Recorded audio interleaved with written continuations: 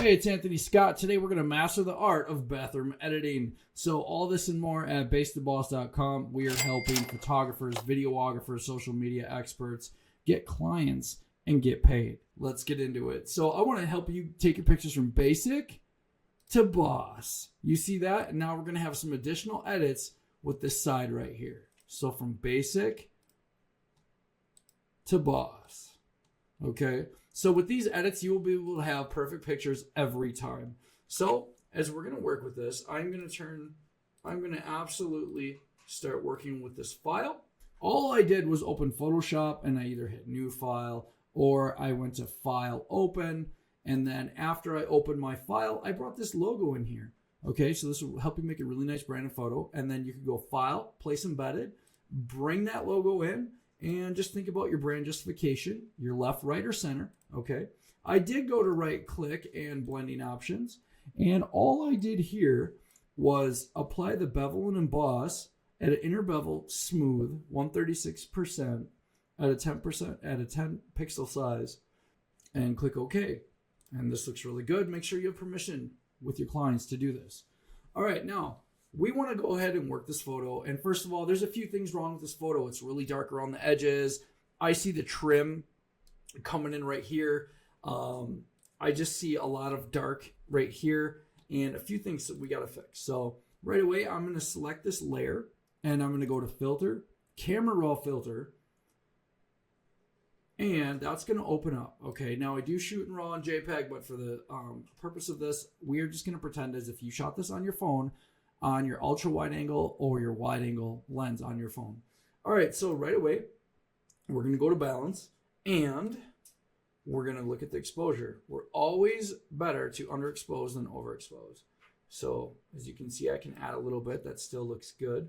We don't want to add contrast to this because it's going to darken it. So if anything, we would want to take a little out. And the highlights, think of that as the light. See? All right. And this, we're just going to leave that at 0. I'm going to hit Control-Z on the keyboard. And shadows, obviously, if we want to see the dark areas. So we want to bring those shadows up, right? And it looks like we can bring those to a pretty safe spot right there. Whites, once again, we're not really going to add that white.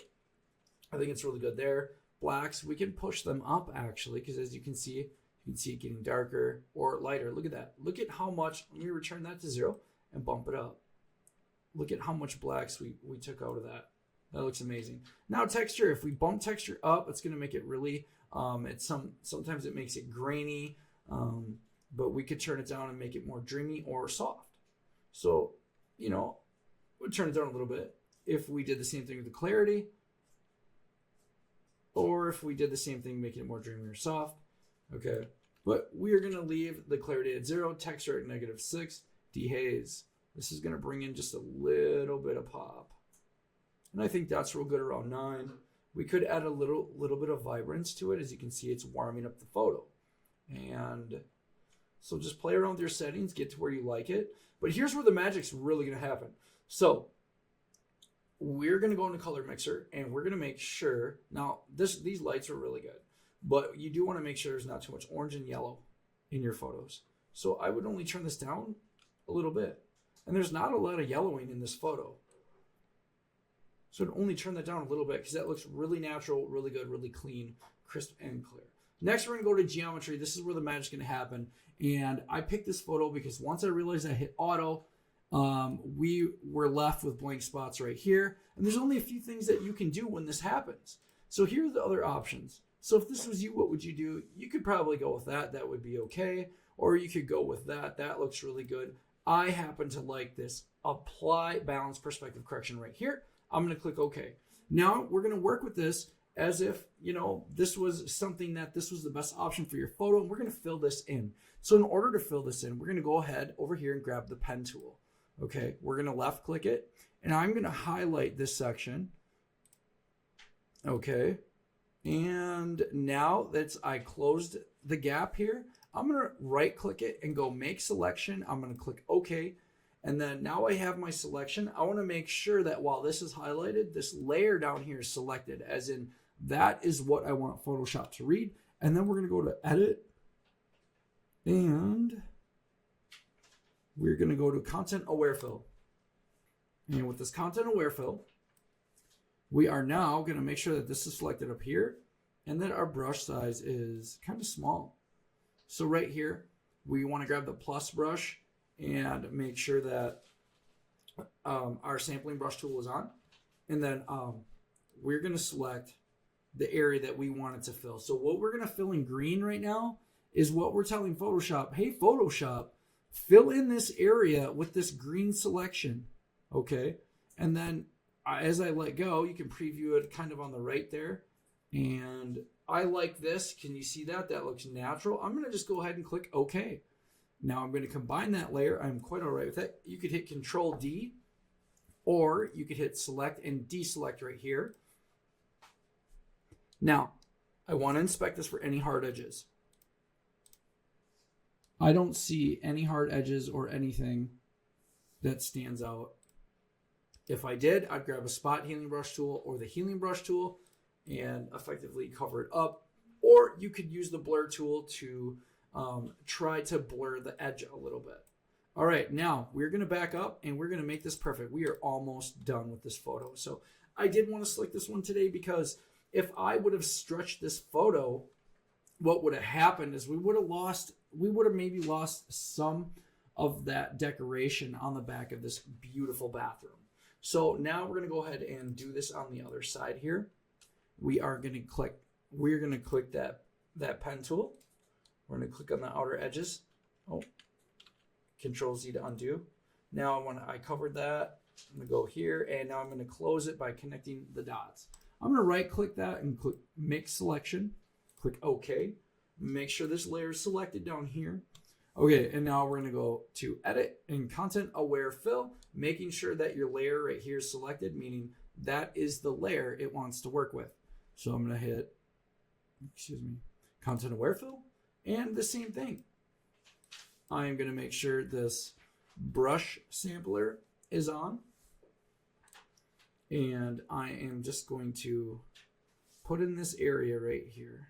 Give Photoshop the more to work with, generally the better result here. Let's see if we can't get that correct.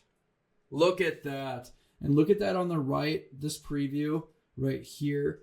And you can zoom into it or not.